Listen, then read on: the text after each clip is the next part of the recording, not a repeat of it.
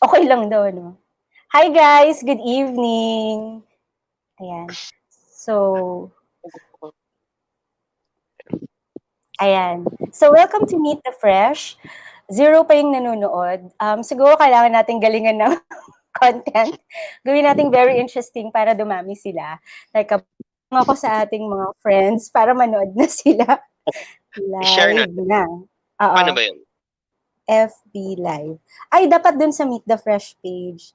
Okay, Meet okay. the Fresh page. Ayan. So, Ayan. thanks to the one and only person who is watching right now. Please tell your friends. Ay, nag-watch party ako. Ay, masaya. Uy, ang galing-galing naman. Hindi ko alam ibig sabihin nun. Ibig sabihin, I think every time that, actually, hindi ko alam. Okay. Parang pwede yata magsabi ng friends mo. Oo, nasa Tapos page ko na makikita siya. din nila. Oo. May friends, 5 friends na ako na nag-join. Ay, ang saya. Pero sa akin, isa lang. Ito, Rudy. Prim, Isa lang hello. ayan, may 6 people. Hi, everyone. Thanks for joining Hi, us. Prim. So, finally, di ba, finally natuloy kami. Before we proceed with our interview, two things. Happy Labor Day. Sorry na lang din sa mga hindi nagkaroon ng laborakay dyan. Yay, long weekend. Hindi, tsaka isipin na lang nila na nakatipid sila ng pamasahe tsaka pang hotel. So, pwedeng next year na lang. Tapos, supposed to be, pag May, Privacy Awareness Month ng National Privacy Commission.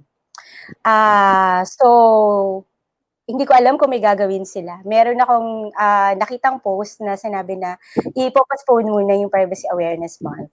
Pero dahil bongga kami ni Dinjo, magpo-proceed kami sa Privacy Awareness Month. Ang saya-saya. On May 1. Tsaka meron pa sa May. May happenings pa sa May. Which May? Birthday mo, tsaka birthday ko. Ay, oh my God. Wag na nating sabihin sa kanila. Yung pinakamasarap na kainan sa office, di ba? Sa atin. Sa mga friends ko na nanonood, tuloy pa rin yung birthday ko in the sense na pwede nyo akong batiin tsaka regaluhan. Pero dahil sa social distancing tayo, huwag na muna kayo magpunta sa bahay ko. Pero yung gifts, pwede yon kasi pwede mo namang sterilize muna yon bago mo gamitin, di ba? So, gumawa ka na ng wishlist mo. Pakipadala na lang po ako ng ayuda/birthday gift. Alam niyo kasi na ako nakatira. Si Dinjo din birthday niya for May. So, pakipadalhan na lang din. Magpapasalamat naman kami online. We will make sure na maging viral yung Shout out. May shout out. Ay, pero yung viral na gusto natin, yung hindi COVID. Corny, diba? Alam mo, kaya ko yan. Anyway, ayan. Hindi po to sit down remedy. Hi guys. Uy, may nagko-comment. Hi, Anna. Ayan. So, thanks, Anna, for watching. Sana hindi kami nandun sa TV mo kasi medyo nakakahiya. Anyway, sige, mag-umpisa na tayo. So ngayon, first guest ko sa Meet the Fresh, si Dinjo Constantino. So Dinjo happens to be my office mate sa PLDT, and both of us work for the Group Data Privacy Office of PLDT. So, sabi ko nga kanina, May is usually the Privacy Awareness Month. So ngayon,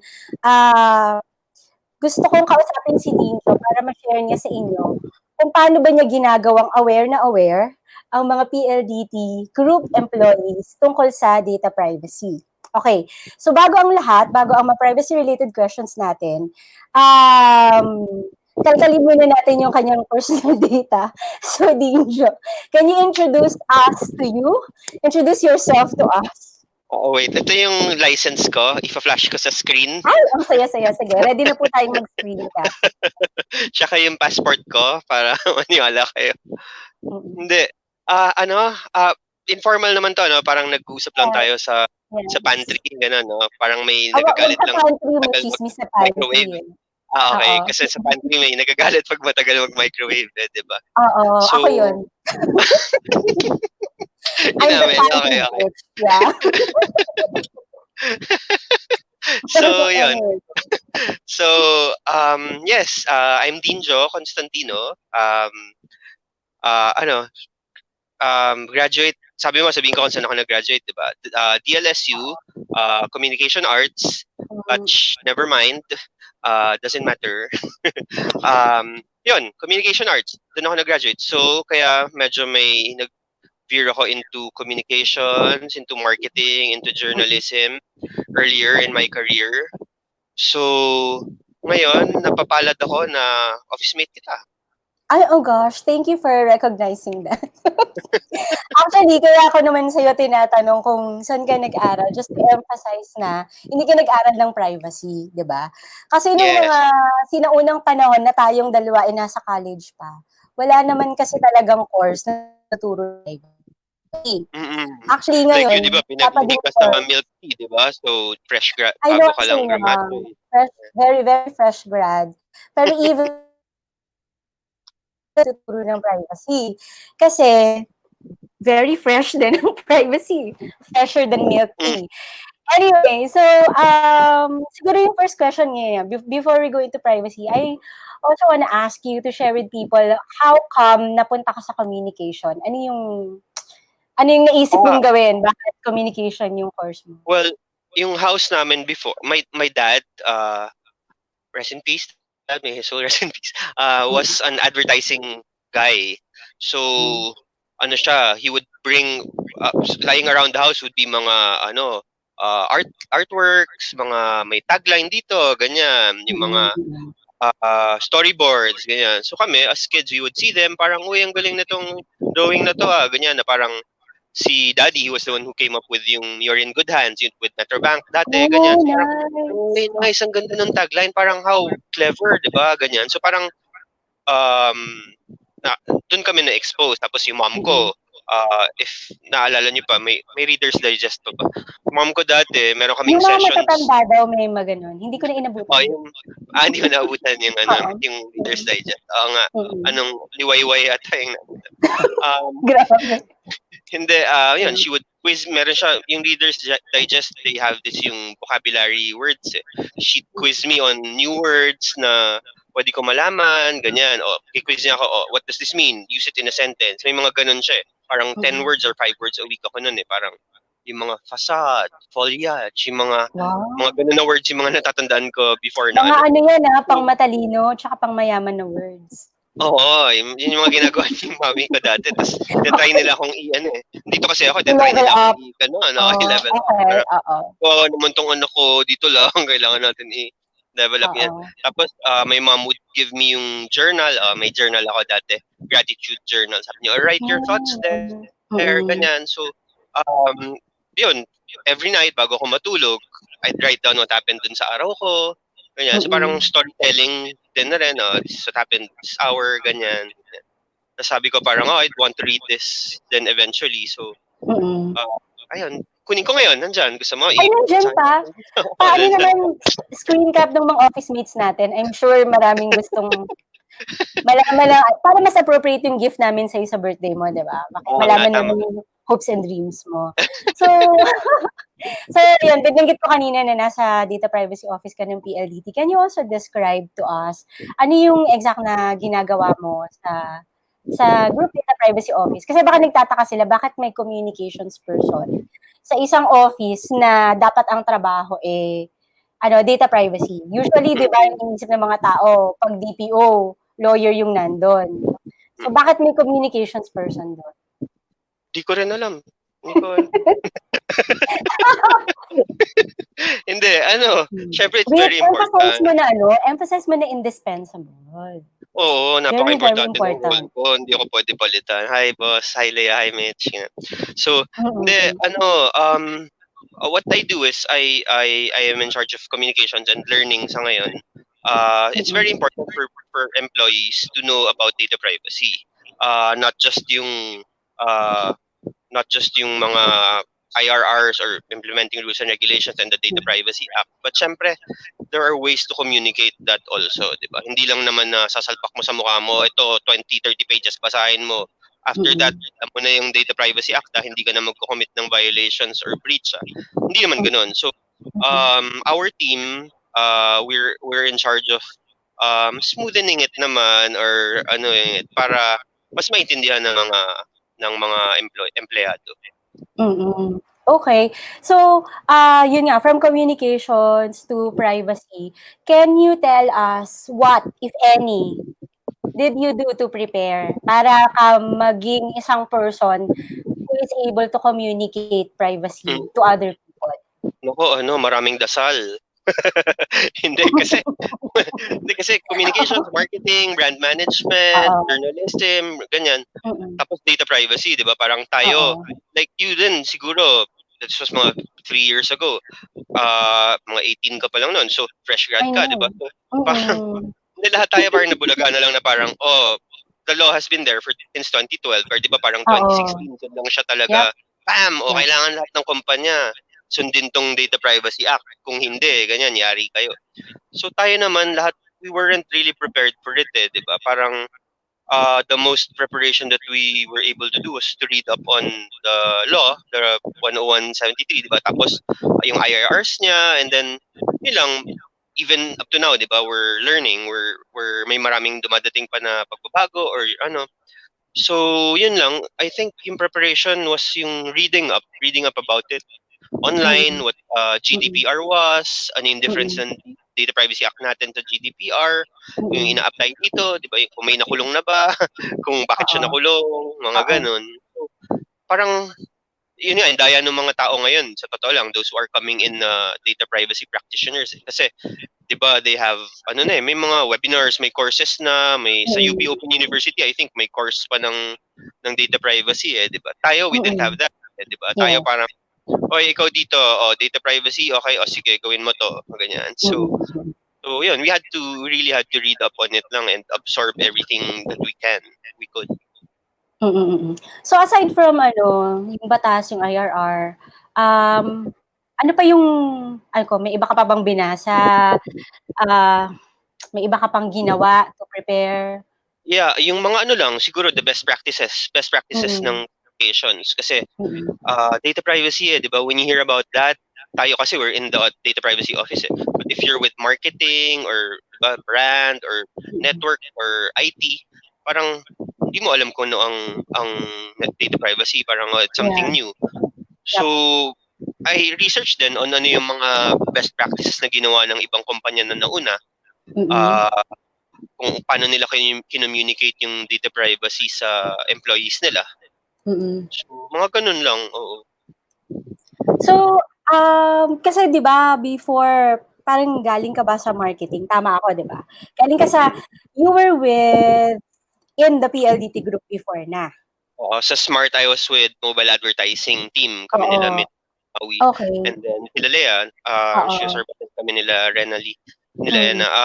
Tapos nag-loyalty and rewards din kami for Smart. And then yun, we were pulled in na lang na parang, you guys want to handle the sama ba kayo dito? Si Lea, tsaka si Mitch ng gulo, tsaka si Ena, sama ba kayo dito? Sige, sama kayo. Kami ni Maui, sige, pack our bags, punta kami doon, tara, bago yan. Di ba, every time there's something new, di ba, parang, exciting, sige, let's take on this challenge. Yun, challenging pala talaga. So, hindi ka natakot na you're going to a totally different field and hindi ka ba nag-worry na paano to kapag if this doesn't... Nawala ka. Hello? Nawala ka. Yan, okay. Hindi, ayan na, I'm back. Okay? Ayan. So, okay, my question was, hindi ka ba nag-worry? Yes, when you were invited, diba, to join the data privacy office. So aside from the fact na, syempre, wala kang background kasi lahat naman tayo wala. Yeah. Then, hindi pa siya proven as a field before. So parang hindi ka ba nag-worry na, lilipat ka dito, tapos baka mamaya hindi naman siya mag-pan out, walang mangyari, and then, parang maghahanap ka ulit ng... Oo. Sa totoo lang, hindi. Kasi si Lea and Mitch explained it very well naman when they recruited us na parang, this is the plan of PLDT with data privacy. Ganyan. And ang thinking also is parang, di ba, they explained that this is a law. We're a governance team. So, hindi naman mawawala agad yung law na yan, di ba? So, kailangan siya. So, yun pa lang, with that thinking, alam mo na agad na, dito fly-by-night team lang na next week mapapalitan kami or ano. And then the other part was inexplain naman nila yung role ko as communications awareness person. So alam mo naman with anything kakailanganin yun di ba? So you need to communicate what data privacy is to employees. And sa akin parang challenging in a way kasi I put myself in their shoes kasi wala akong alam. Tapos sila wala doon. So anong ginawa ko para mas malaman, 'di ba? Parang na-soften yung landing kasi yun nga, si Leia and Mitch explained it very well. Pangalawa, I have my own experience na parang paano ko ba nalaman? So untin natin, paano natin ipaalam din sa iba.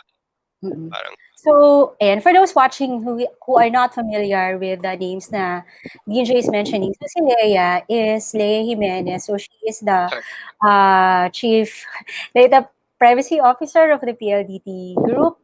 And Mitch naman, Mitch Bustamante is the Head for Strategy and Partnering also of the Data Privacy Group of PLDT.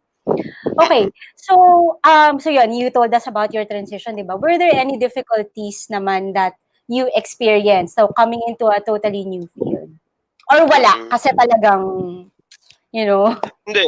Syempre mahirap din kasi most employees when there's something new, especially something this serious, most of them are resistant, di ba? Parang, ano ba yan? Gusto namin kumita ng pera. Ano ba yan? Data privacy na yan. Fill up pa kami ng PIA. Di ba? PIA.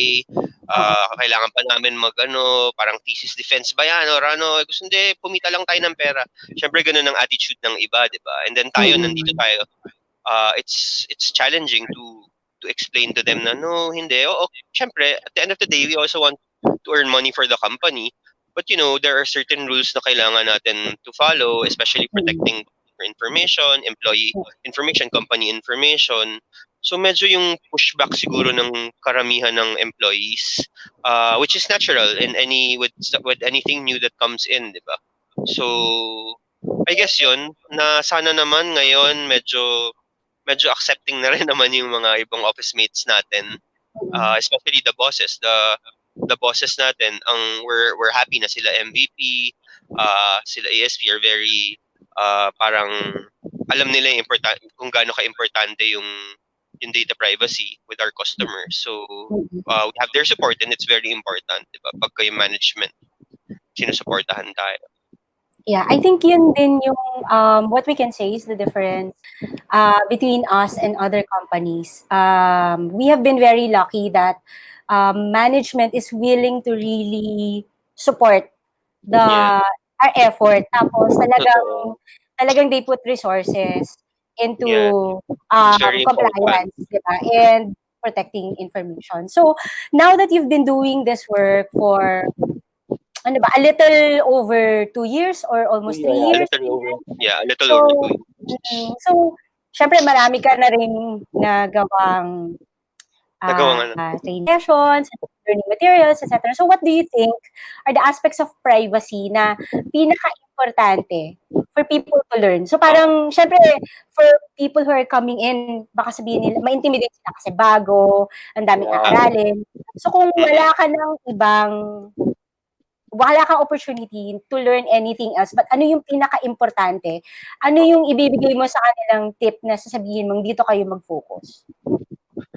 Yung makukulong sila, hindi, joke lang, hindi yun. Hindi, like if I had like an hour or one session lang with everyone, di ba? Always go back to basics lang. Syempre sabihin mo what data privacy protection is.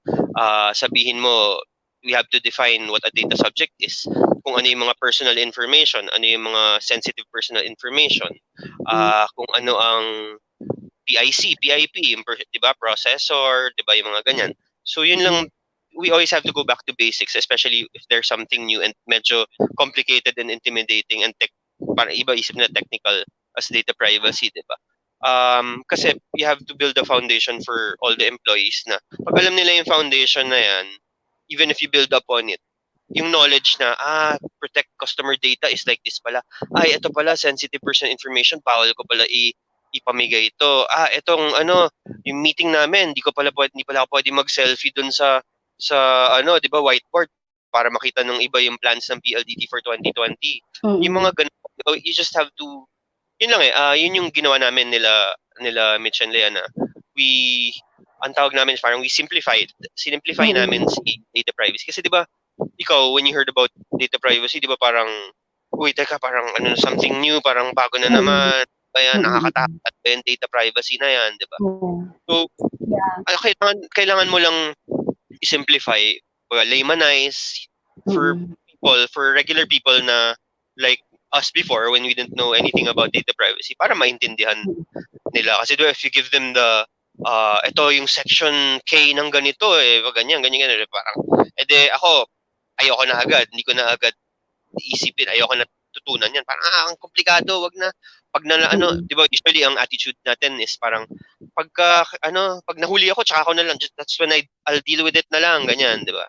So, which is, ayaw natin yun, di ba? Di ba, na ayaw yung mga ganun, di ba? Siyempre, prevention is still better than cure, di ba? So, yun, tinutulungan ng communications for employees to know the baseline or the basics of data privacy. Para naman, kung alam nila na how to protect customer information, company information, confidential company information, it follows na di ba, yung sinasabi na yan, culture of privacy, kumbaga.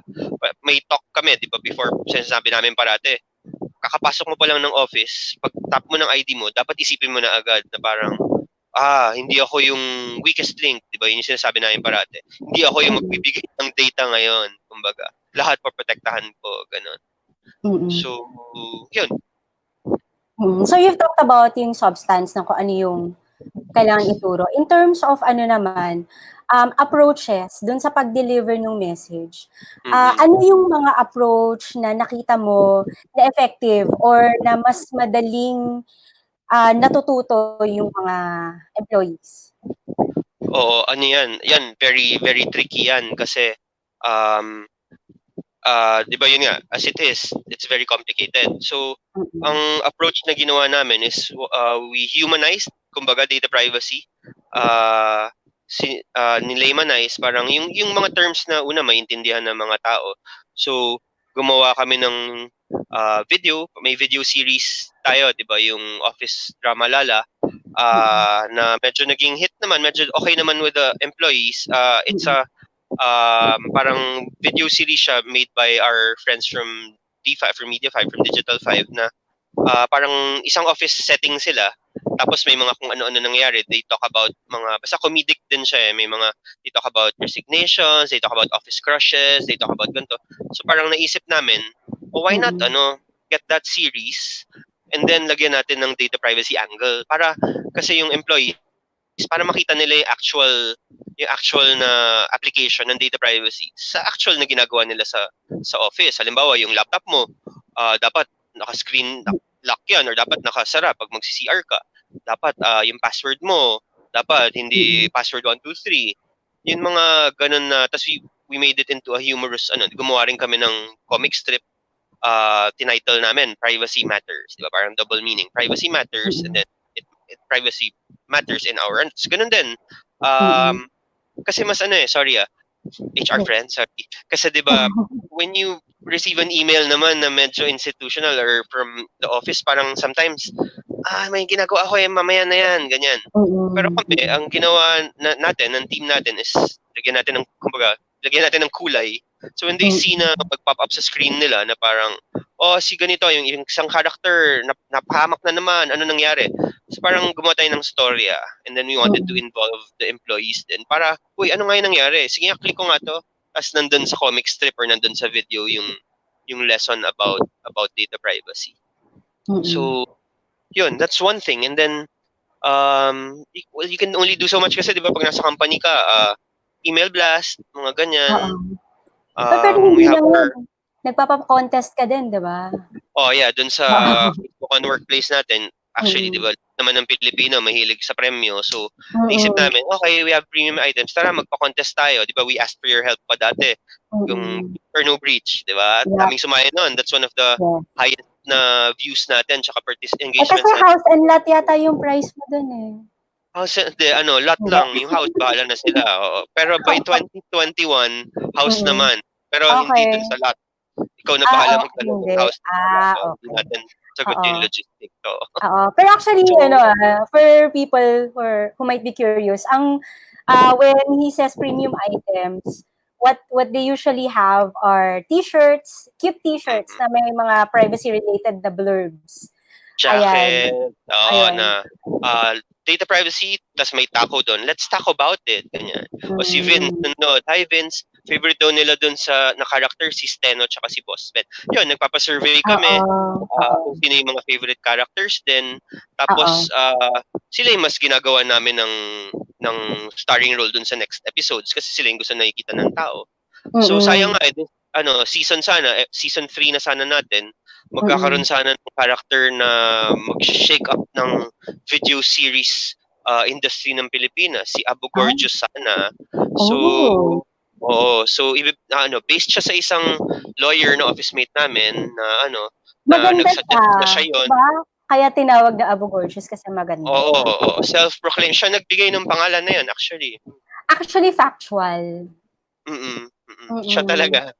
Oo. Lawyer ka, diba? Lawyer ka ba? Yeah. Okay. Friend, maganda rin ako. Hindi mo na itatanong. Okay, baka ikaw. Ay, oh my gosh, thanks. Anyway. Surprise! Oo nga eh. So, in terms of yung naman, kasi diba kwento mo sa amin yung substance, kwento mo sa amin yung form. In terms of reception naman, so paano naman tinatanggap nung mga na-train mo na, ng mga employees na nag-participate, paano naman nila tinatanggap yung mga efforts ninyo at communication? Mostly, dun sa seminars, when we go out, diba, nag-nationwide workshop kami for data privacy.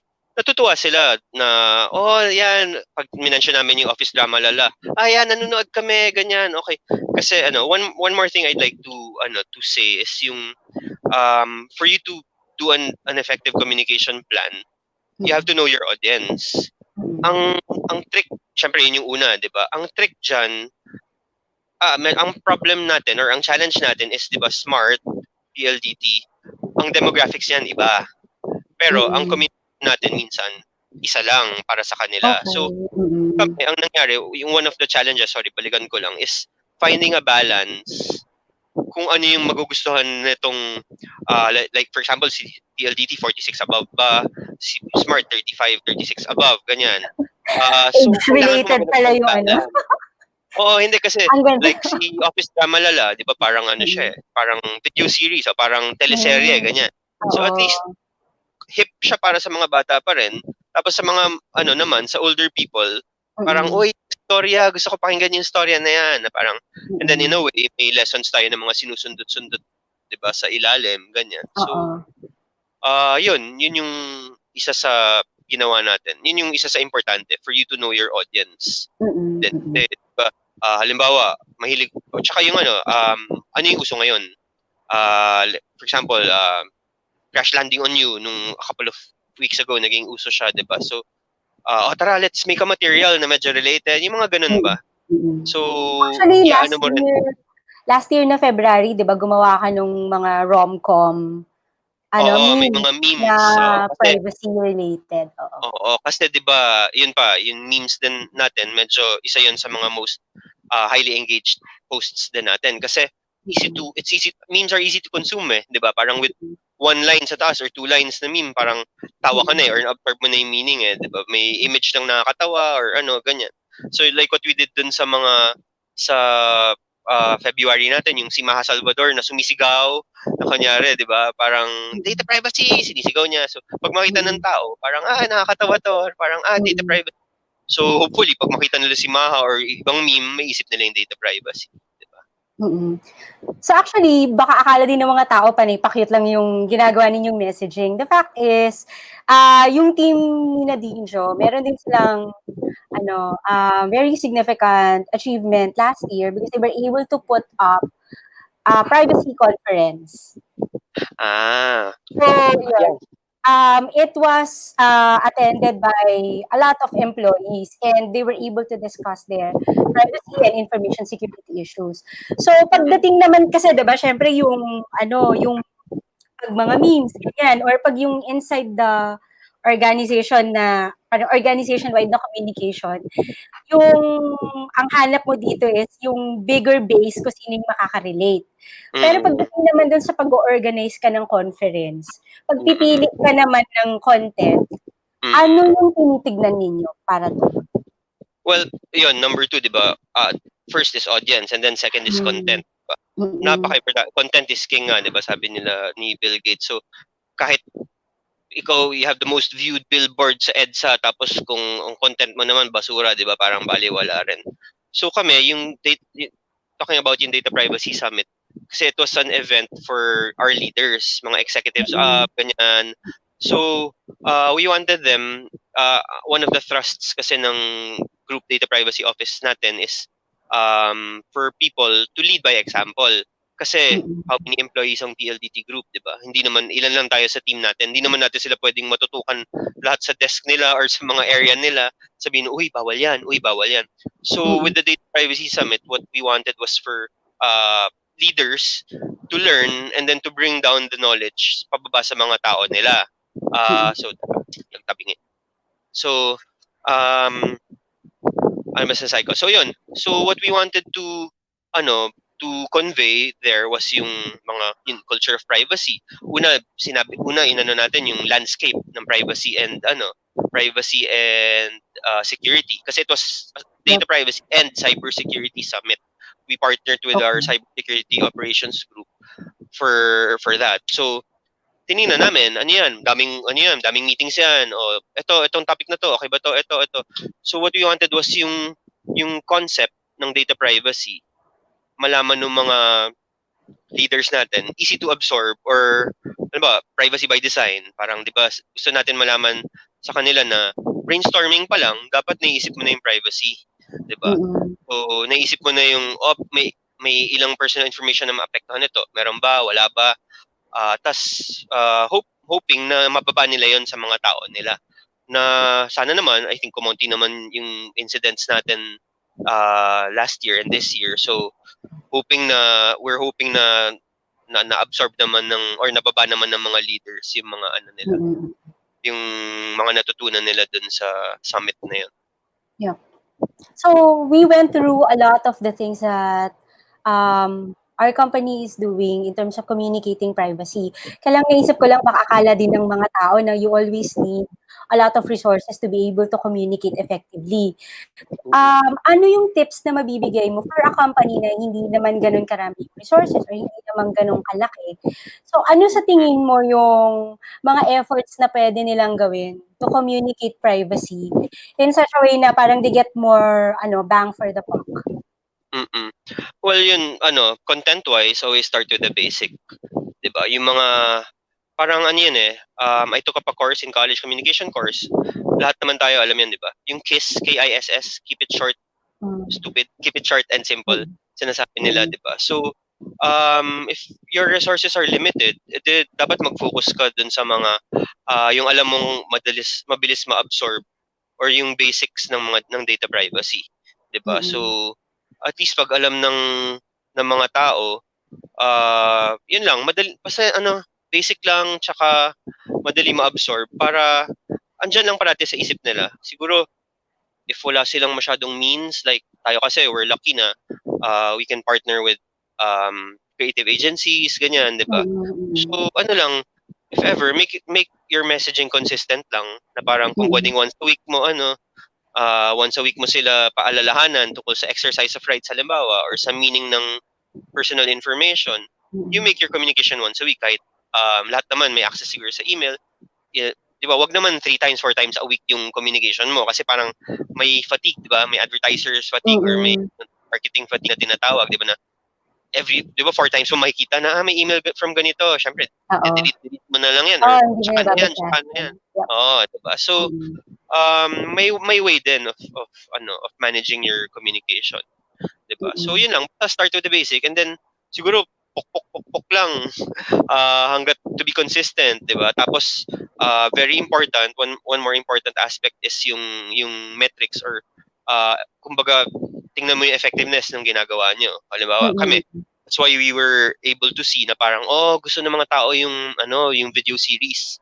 yung memes, let's focus on the memes for this year kasi mas yan yung pinaka nalalike ng tao, yan yung mga Tsaka pag nakikita kami sa meeting, halimbawa, di ba, bilang, oy, Dinjo, okay yung meme nyo tungkol sa ganito. Oy, Dinjo, yung episode na ganito si Boss Ben, si Steno, nakakatuwa yan ganyan. So, know what the people want to watch or want to see and where they get the most.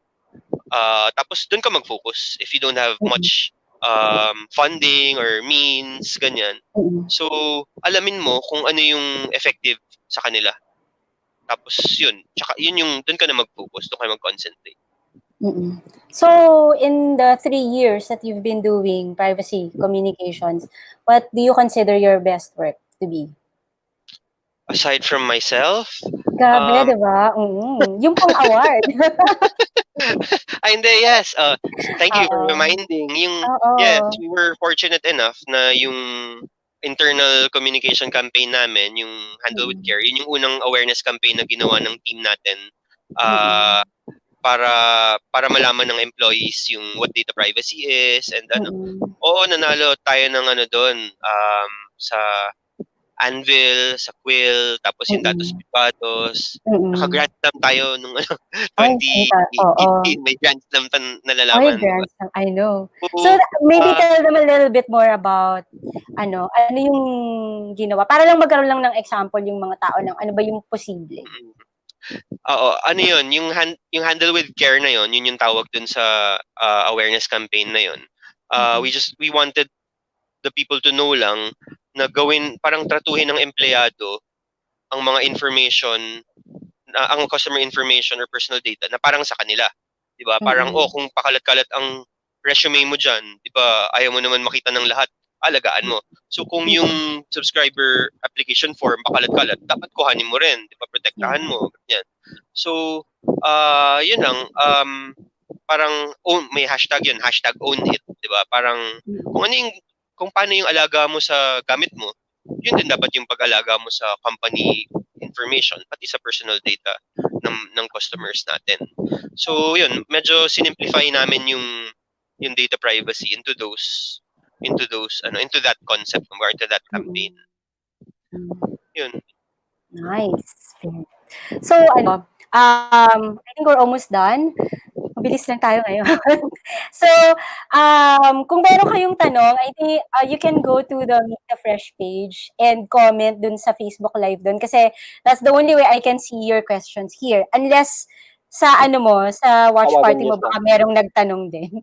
Wala naman. So, anyway, ito muna yung sige. Ito yung pang Bucon na usual na na question. So, kung merong nakikinig sa'yo or nanonood ngayon na isang young communications person na gusto din niyang mag-shift into the privacy field, ano yung advice mo sa kanya in terms of what to expect in this job and also in terms of ano yung preparation ng sarili niya ng mga skills na kinakailangan para magawa itong trabaho na to ng maayos?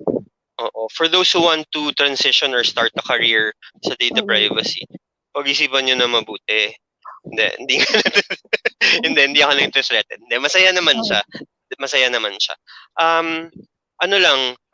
Communications-wise or awareness-wise, yung sinabi ko kanina, may visual aids ako, okay lang ba? Yeah.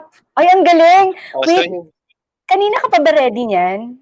Hindi, nung 2 weeks ago para dito. Ikaw, binalik mo na naman yan tuloy. Naalala ko na naman tuloy. Okay. So, yung KI is, di ba? Keep it short and simple. Pero yung professor namin ng college, sabi niya, keep it short, stupid. Di ba? So, simplify. Simplify mo lang lahat. Dun sa gustong pumunta, huwag kayo matakot. Yes, there is a position for you. Pag communications ka or marketing person ka or writer ka or if you're a creative, there is a career for you in data privacy. Because sobrang importante, sabihin ko yan, kasi tapos na yata yung performance appraisal. Sobrang importante ng communications team or for you to help out in making your employees aware of data privacy. Because, yun nga, di ba? Like what we always say in our workshops, a chain is only as strong, di ba? As its, parang a chain is only as strong as its weakest link, di ba? So we always remind employees na not to be that weakest link. So alamin 'di ba? It's important for us, importante tayo na mapaalam sa lahat kung ano ang repercussions pag may breach, 'di ba? Yung pwedeng mapasara yung kumpanya mo, pwedeng ipa-stop yung processing mo personal information, yung mga bagay na ganun. Kailangan natin yun ma-communicate how important those are. Hindi tayo yung pa-cute-cute lang na may meme na okay, nakakatawa, yay, ganyan. It's constant yung reminders na yun na hindi nagpapatawa kami pero seryoso yung message that we want to convey or to give you. Diba? Hindi man pwedeng sobrang seryoso kasi pag sobrang seryoso na nga sila may pushback na nga tapos seryoso pa. So 'di ba kumbaga himas batok tayo, 'di ba? Himas batok. So himatan mo muna sila ng soften the message of data privacy because it's intimidating and technical and heavy enough, 'di ba? So yun, tapos sabi ko yung sinabi ko then before, 'di ba, na if you are considering a career, be kind, 'di ba? At sabi nila in life always be kind. Be kind to your employees. Don't expect them na agad nilang ma-absorb lahat ng lahat ng nasa Data Privacy Act, diba? Wag tayong magalit sa kanila. Tayo Cecil, 2.5 years, going 3 years na natin ginagawa to. Meron pa ring employees, some even bosses or diba, na hindi pa rin nag-grasp what data privacy is and how important it is for the organization. Pero just be kind to them, diba? Like tayo, hindi natin alam yan lahat pero sige, chinaga tayo ng mga boss natin para maintindihan kung Tapos, be kind to them and be kind to yourself also. Huwag ka ma-frustrate because sometimes it gets frustrating na parang ano ba yan, kakasabi pa lang namin to sa workshop na to. Bakit naman niya ginawa to agad? Ganyan, di ba? So, siya, step by step or slowly but surely, kumbaga. So, yun yung advice ko lang siguro coming from my experience. Okay. So, thanks Dinjo. Finally natuloy din ang ating most awaited interview and now we're done. So, thank you for the successful first episode. And I think what we learned here in our talk with Dinjo is that communications is important. So if we say na privacy is important, then we can also say that communications is important. Kasi, diba, as Dinjo said nga, ng your organization in terms of protecting privacy is only as strong as your weakest link. So, importante yung trabaho nila. And I think it's unfair to expect people to know right off the bat what they are supposed to do. It is the responsibility of the organization to equip everyone with the understanding and the skill to be able to do their job well. And for this, I think what this interview also shows us is that it's important to have a professional at communications doing the job of communications, diba?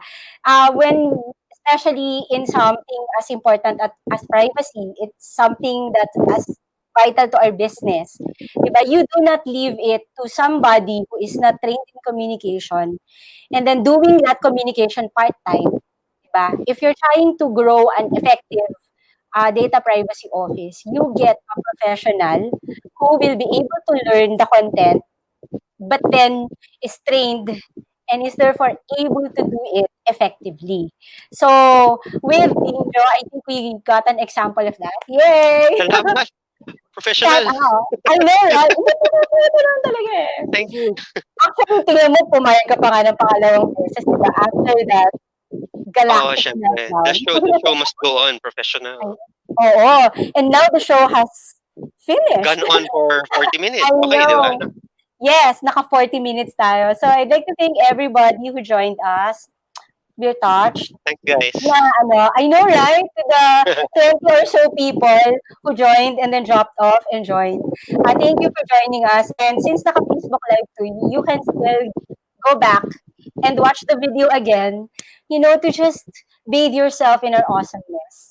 Okay, so tomorrow, wow. Invite mo sila to follow your page with the fresh. Paki-follow na din. Sorry, hindi kasi ako professional, di ko alam. Pero like mo din yung Facebook page na Meet the Fresh. Ayan, kasi umaasa ako na meron pang mga susunod. And in fact, tomorrow, may susunod pa. I will be having tomorrow Justin Posadas. He's going to talk about financial planning.